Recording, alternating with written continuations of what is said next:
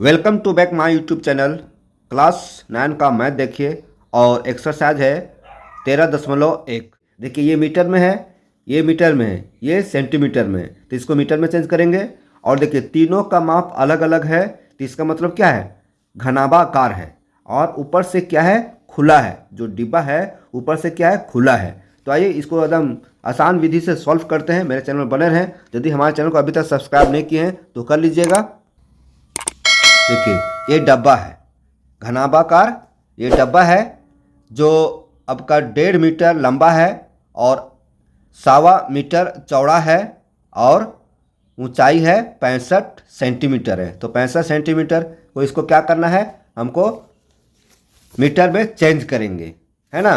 तो देखिए कैसे बनाते हैं। देखिए ये क्या हो जाएगा, ये हो जाएगा लंबाई, ये क्या हो जाएगा लंबाई, ये हो जाएगा चौड़ाई और ये हो जाएगा ऊंचाई। देख रहे हैं ना, ये हो जाएगा ऊंचाई, ये हो जाएगा लंबाई, ये हो जाएगा चौड़ाई और ये हो जाएगा ऊंचाई। लेकिन ऊपर से क्या खुला है, ये एरिया जो है वो डब्बा का जो पार्ट है वो खुला है। और हम जानते हैं घनाभाकार का क्षेत्रफल क्या होता है। तो घनाभाकार का क्षेत्रफल होता है 2 × L B + BH + HL, ये सूत्र होता है। ठीक है, घनाभाकार का क्षेत्रफल होता है 2 × LB + BH + HL। तो ये समझ गए, लंबाई गुने चौड़ाई, चौड़ाई गुने ऊंचाई, ऊंचाई गुने लंबाई, ये होता है पृष्ठीय क्षेत्रफल बोलिए चाहे घनाभ का क्षेत्रफल बोलिए। ठीक है, घनाभ का पृष्ठीय क्षेत्रफल बोलिए तो क्षेत्रफल बोलिए। लेकिन यहाँ कहता है कि ऊपर से खुला है, ये एरिया क्या है, खुला है। तो जब ये एरिया खुला रहता है तो इसमें माइनस हो जाएगा लंबाई गुने चौड़ाई। ठीक है, लंबाई गुने चौड़ाई क्या हो जाएगा, माइनस हो जाएगा। कैसे कि देखिए ये लंबाई है और ये चौड़ाई है, ये लंबाई हुआ और ये चौड़ाई हुआ, तो ये एरिया आपका खुला है। तो ये एरिया खुला है तो ये क्या हो जाएगा, माइनस हो जाएगा। उसी तरह से मान लीजिए कोई रूम है और रूम को हम छत दीवार को पेंट कर रहे हैं तो नीचे का एरिया खुला रहेगा, है ना। नीचे तो हम पेंट नहीं करेंगे, तो फिर यही लंबाई, ये लंबाई और चौड़ाई क्या हो जाएगा, माइनस होगा। मतलब ये इंपॉर्टेंट है। जब घनाभाकार फिगर हो और किसी तरफ खुला रहे तो ये सूत्र बैठेगा, मतलब लंबाई और चौड़ाई घट जाएगा। ठीक, क्वेश्चन सॉल्व करते हैं। घनाभाकार हम एक्सरसाइज बना रहे हैं 13.1 का पहला क्वेश्चन। घनाभाकार डिब्बा का लंबाई, चलिए घनाभाकार डिब्बा का लंबाई कितना है, 1.5 मीटर है। ठीक है, घनाभाकार डिब्बा का चौड़ाई, चौड़ाई का भी होता है तो कितना है, ये आपका 1.25 मीटर है। उसी तरह से घनाभाकार डिब्बा का ऊंचाई, ऊंचाई एच कितना है आपका 65 सेंटीमीटर। तो ये सेंटीमीटर हुआ। ठीक है, तो सेंटीमीटर को मीटर में चेंज करेंगे, इसको हम मीटर में कन्वर्ट करते हैं। तो मीटर में 65 जो है उसको हम 100 से भागा देंगे, क्योंकि 100 सेंटीमीटर बराबर 1 मीटर होता है। ठीक है, अब भागा देंगे तो 2 जीरो नीचे, तो 2 अंक के पहले क्या हो जाएगा, दशमलव हो जाएगा, 0.65 ये मीटर हो जाएगा। ये एक जैसा हो गया, सब एक जैसा हो गया। चलिए अब पहला क्वेश्चन यहाँ देखिए। पहला क्वेश्चन है कि डिब्बा बनाने के लिए आवश्यक प्लास्टिक शीट का क्षेत्रफल निकालना है। याद रखना है कि ऊपर से जो प्लास्टिक का डब्बा है वो खुला है ना। तो लिखेंगे आवश्यक प्लास्टिक का क्षेत्रफल। पहला क्वेश्चन हम बना रहे हैं, आवश्यक प्लास्टिक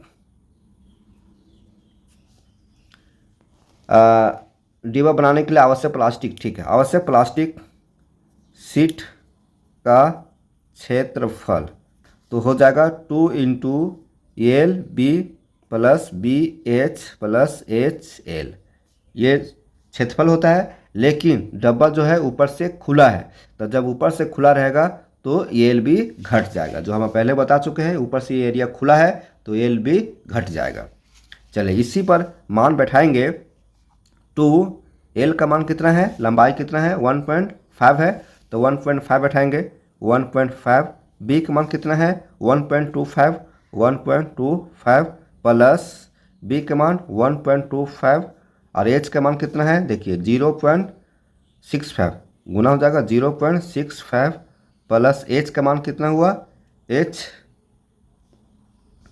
का मान हो जाएगा 0.65 गुना एल का मान लंबाई 1.5। देखिए ये मान बढ़िया से बैठा लेंगे और गुना कर लेंगे तो आपका आंसर सही हो जाएगा। गुना करने में यदि मिस्टेक होगा तो नहीं होगा। फिर है यहाँ माइनस है, माइनस एल का मान, देखिए एल का मान 1.5 गुने बी का मान कितना है 1.25।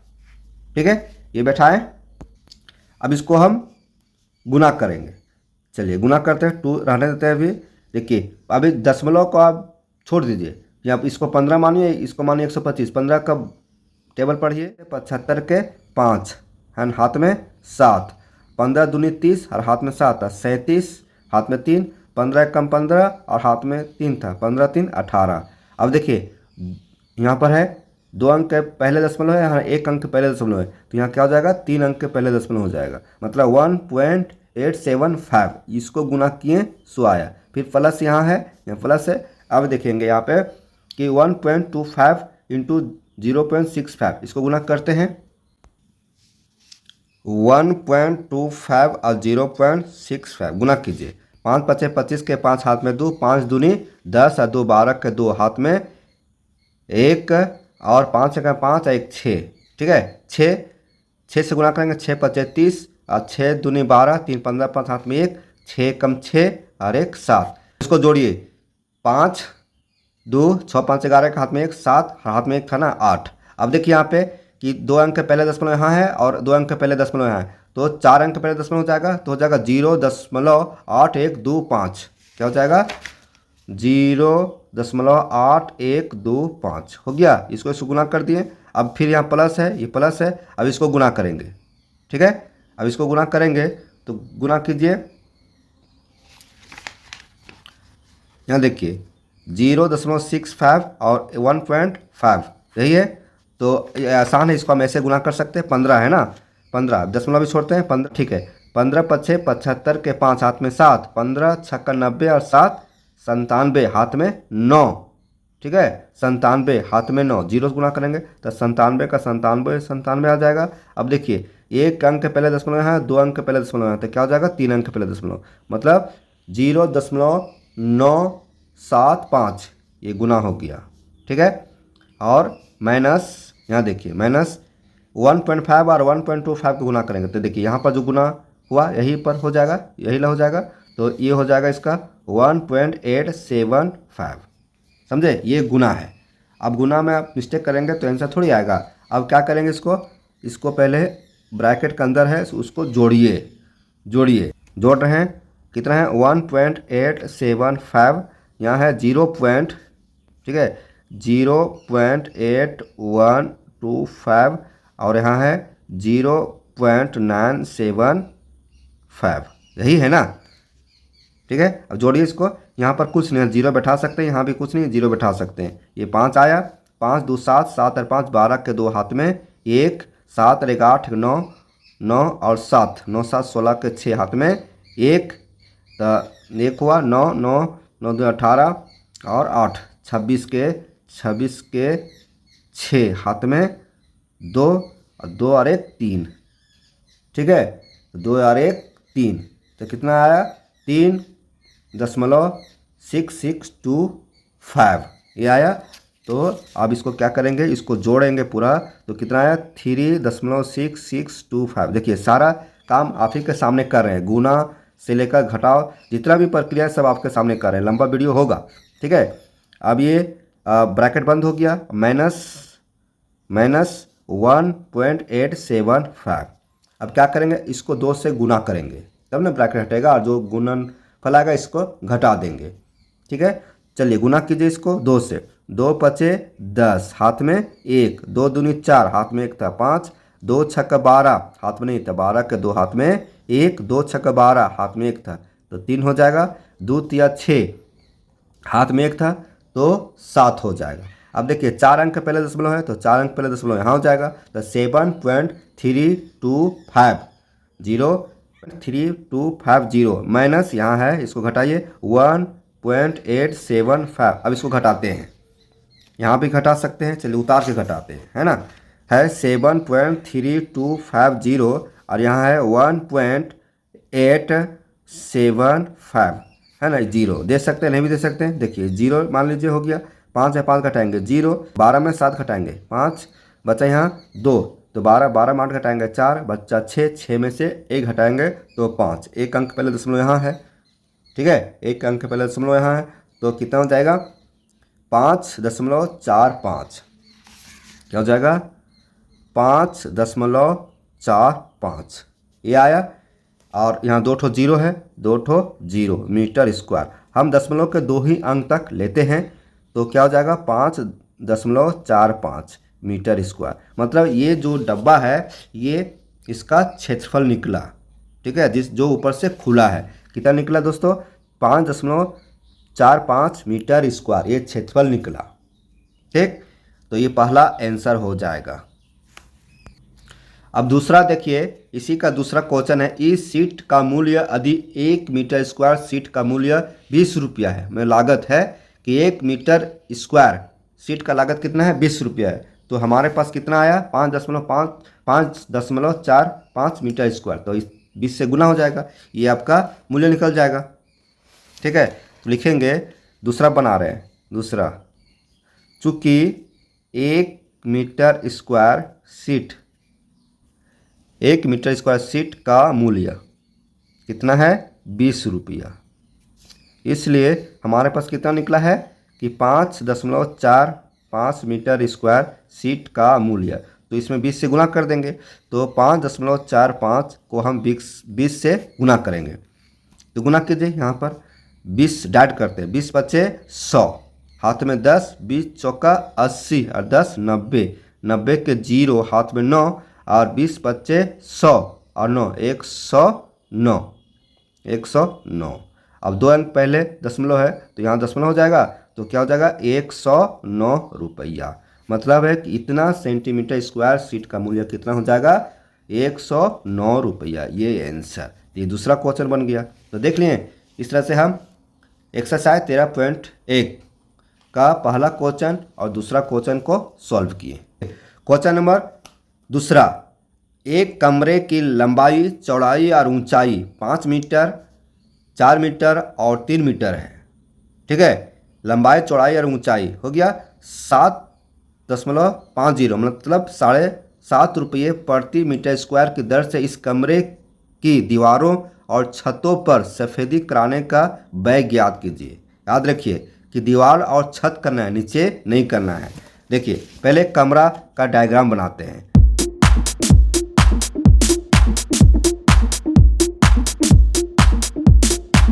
ये फर्श हो गया, नीचे वाला एरिया क्या हो गया जमीन हुआ, फर्श हुआ, ये एरिया क्या हुआ, ये चौड़ाई हुआ, ये लंबाई, तो ये क्या कहलाएगा फर्श।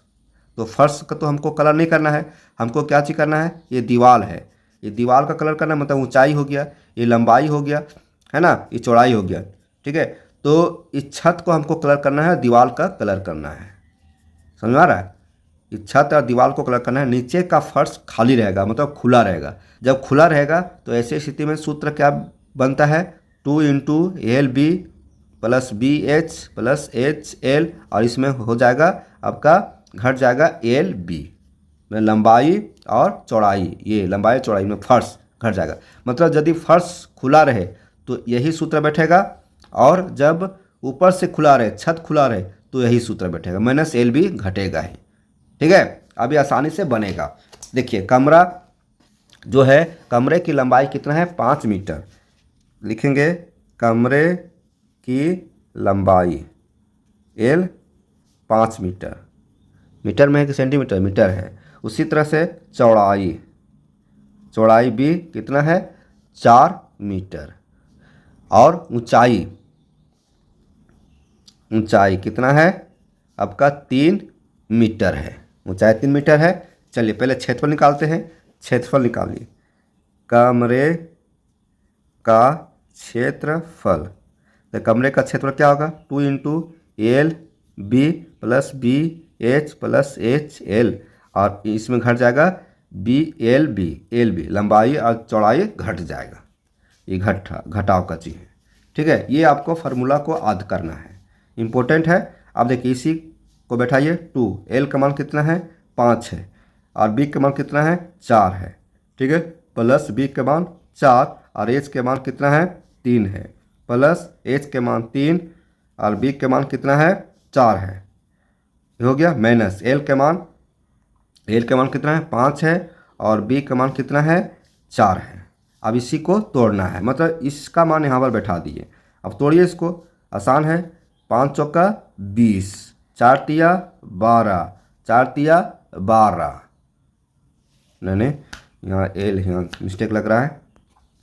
देखिए यहाँ पर एल है ना, एल तो एल का मान कितना है 5 है, तो यहाँ पर 5 बैठाएंगे, यहाँ 5 तो 5 दिया 15। इसी तरह से आपको मान बैठाने में सावधानी बरतनी है, मान बैठाने में सावधानी बरतेंगे तभी आएगा आंसर। और फिर माइनस इसको गुना करेंगे, 5 चौका 20 हो गया ये। अब देखिए इसको ब्रैकेट में पहले तोड़ लीजिए, 20, 12 और 15 जोड़ेंगे कितना आएगा, देखिए 5 2 7 और 0 7 आया, 1 और 1 2 2 2 4 में 47 आया, माइनस 20, ठीक है।